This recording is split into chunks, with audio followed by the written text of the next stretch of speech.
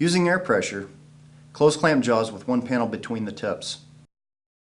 Loosen both screws and remove the lever from the locating hole.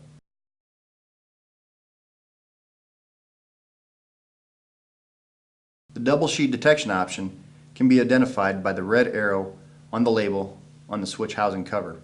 Slide the housing in the direction of the arrow toward the jaws until the switch just turns on.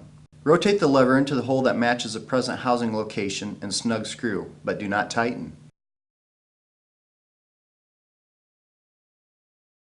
The housing should still slide back and forth. Wiggle the housing forward and backward. If the switch flickers off and on, rotate the lever into the next hole with a higher number, for example, from 2 to 3.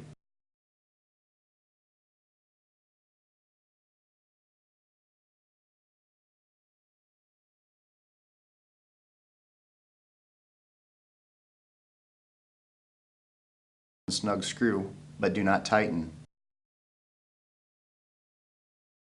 Wiggle the housing again.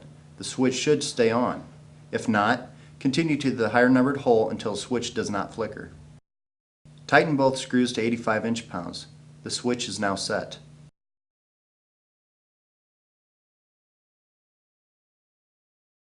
To test the setup, using air pressure, close clamp jaws with one panel between the tips. The switch should stay on.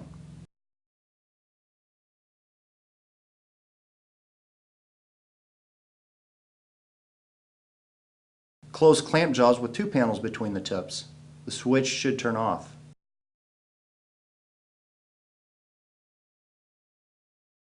Note, with no panel present, the switch will turn on and remain on as the target passes under the switch.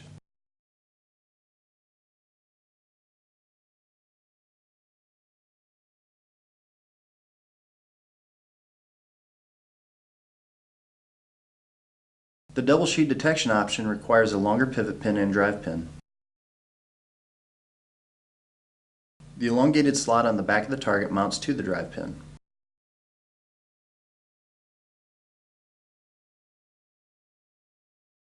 Assembly note for double sheet detection options. The notch in the target must face the switch.